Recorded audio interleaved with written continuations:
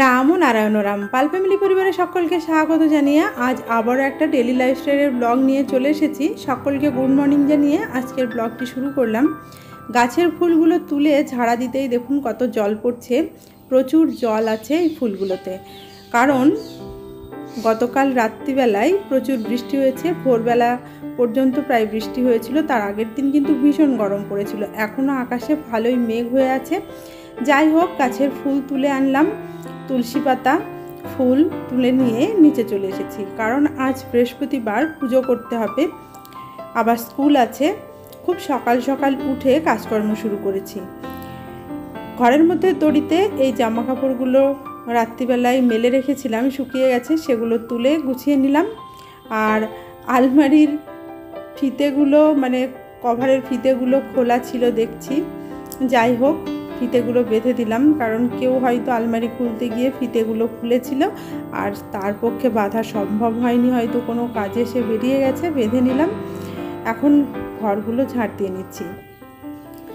সকালে উঠেই প্রথমেই আমি চেষ্টা করি উপরের ঘরগুলো ঝাড় দিয়ে মুছে পরিষ্কার করে নিচে নেমে আসতে। কারণ নিচে নেমে এলে আর উপরে গিয়ে কাজ করার সময় আমি পাই না।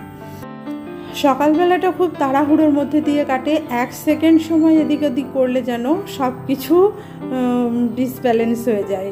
ব্যালেন্স মেনটেন করে চলতে গেলে সকালবেলাটা খুবই হুটোপাটার মধ্যে দিয়ে কাটাতে হয়। আর আজ যেহেতু বৃহস্পতিবার, তাহলে তো কোনো কথাই হবে না। কারণ বৃহস্পতিবারের পুজো করতে একটু বেশি সময় লাগে অন্য দিনের চাইতে, যার কারণে আজকের হুটোপাটাটা যেন আরও একটু বেশি। যাই হোক, এবার এই ঘরে এসে এই ঘরটাও পরিষ্কার করব। তবে দড়িতে এই জামা কাপড়গুলো ছিল, উল্টে দিলাম, কারণ ওগুলো এখনও শোকায়নি, অল্প অল্প ভেজা আছে। কারণ এই ঘরের তো রাত্রিবেলায় ফ্যান চলে না, যার কারণে জামা কাপড়গুলো এখনও অল্প অল্প ভেজা ছিল। এবার ঘরগুলো মুছে নিচ্ছি। আজকের এই ব্লগটা আমি শেয়ার করছি সেটা জন্মাষ্টমীর দিনের আগের দিনের ব্লগ। আজকে ভয়েস ওভার দিচ্ছি। আজকে হচ্ছে শুভ জন্মাষ্টমী, শ্রীকৃষ্ণের জন্মদিন। আজকের দিনটা ভীষণই শুভ। আজকের দিনটা কিভাবে কাটাচ্ছি তার ব্লগ আপনাদের সঙ্গে পরে শেয়ার করব। যাই হোক, উপরের ঘরগুলো মুছে নিয়ে এখন নিচে চলে এসেছি। প্রথমে রান্নাঘরের জানালা খুলে দিলাম, তারপর অল্প কিছু বাসন আছে, সেই বাসনগুলো ধুয়ে নেব। কিছু ব্লগ আমার জমে গেছিলো, রোজ শেয়ার করতে পারিনি বলে, তাই অ্যাডজাস্ট করার জন্য কয়েকদিন ভিডিও শ্যুট করা অফ রেখেছি। এদিকে এঁটোকাটাগুলো আমি ক্যারি প্যাকেটের মধ্যে ভরে নিলাম, যাতে বাইরে ফেলে দিতে সুবিধা হয়। তারপর বাসনগুলো ধুয়ে নেব। যতগুলো ভিডিও শ্যুট করা ছিল মোটামুটি একসঙ্গে 2 দিনের ব্লগ বা একদিনে একটা ব্লগ দিয়ে অ্যাডজাস্ট করার চেষ্টা করছি, যাতে প্রতিদিন ভিডিও শ্যুট করে পরের দিন আপনাদের সঙ্গে শেয়ার করতে পারি। আমাদের মেয়েদের কর্মক্ষেত্রই বলুন আর সংসারই বলুন, সব ক্ষেত্রে অ্যাডজাস্ট করে চলতে হয়। অ্যাডজাস্ট না করলে কখনোই আমাদের চলার পথ সুগম হয় না। এটা একদমই ঠিক কথা। দেখুন না, কতগুলো ভিডিও শ্যুট করে ফেলেছিলাম, কিন্তু এডিটিং করার অভাবে ভিডিওগুলো জমে গেছিলো। তাই কদিন আবার ভিডিও শ্যুট করা বন্ধ করে সেই ভিডিওগুলো এডিটিং করে অ্যাডজাস্ট করতে হলো সময়ের সাথে সাথে। না হলে তো ভিডিওগুলো রেগুলার দিতে পারছিলাম না।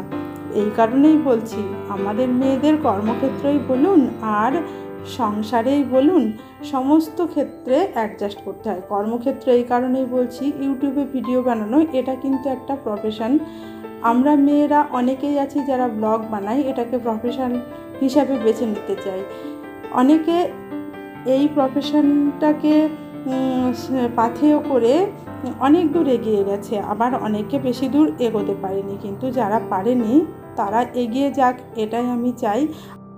আর আমিও চাই আপনাদের আশীর্বাদে আমার এই পাল ফ্যামিলি চ্যানেলটি এগিয়ে যাক।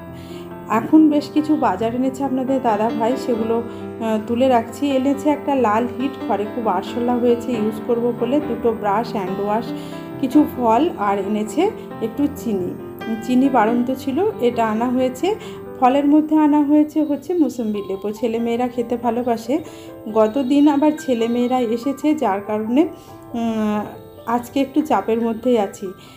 ছেলেমেয়েরা এসেছে, ওদের আসার কথা ছিল না, আমরাই যেতাম, কিন্তু ওরা এসেছে এই কারণে ওদের একটু শরীরটা খারাপ করেছিল।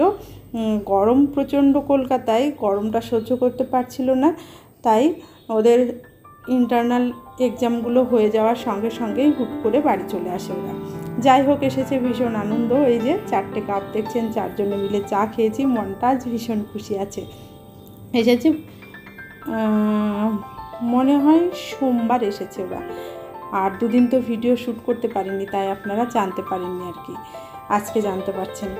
আর এখন ওই যে রান্নার জন্য সবজিগুলো কেটে নেওয়া হয়েছে, ওখানে কলা কেটে নিয়েছি, পটল ভাজা হচ্ছে, টমেটোটা কাটবো, আর আলু পোস্ত করব বলে ছোট ছোট সাইজের আলু কেটে নিয়েছিলাম। এখন পোস্ত আর আদাটা বেটে নিয়েছি, তারপর রান্নাবান্না সেরে নিয়েছি। দেখুন, ডাল, আলু পোস্ত, পটল ভাজা, কলা সেদ্ধ, টমেটোর চাটনি আর পাতি লেবু দিয়ে আপনাদের দাদাকে খাবার দিয়ে দিয়েছি। এখন স্নান সেরে চলে এসেছি পুজো করতে।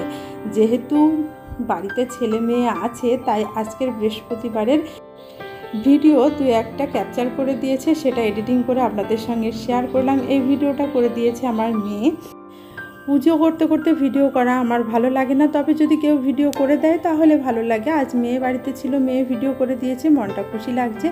প্রথমে গুরুদেবকে পুজো করেছি, তারপর মা লক্ষ্মীকে, শেষে বাবা মহাদেবকে পুজো করেছি। আজকে তো আমি বেলপাতা পাইনি, তাই পেতলের বেলপাতা দিয়েই মা লক্ষ্মী, বাবা মহাদেবের পুজো সেরে নিয়েছি।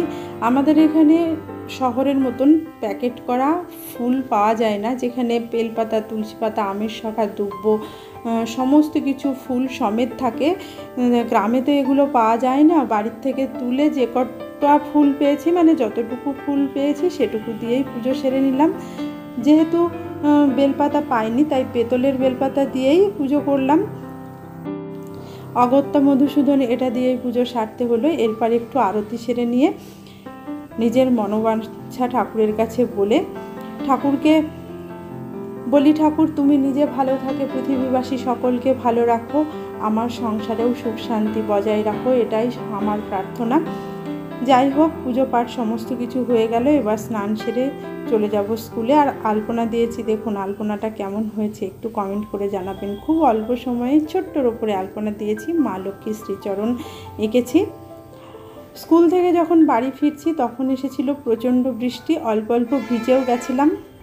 যাই হোক, বৃষ্টিটা বেশিক্ষণ স্থায়ী হয়নি, অল্প একটু হয়ে থেমে গেছিলো, তবে পথঘাট ভিজে গেছিলো। তারপর একটু ফ্রেশ হয়ে রেস্ট নিয়ে সন্ধ্যাবেলায় সন্ধ্যা প্রদীপ জ্বেলে দিয়েছিলাম।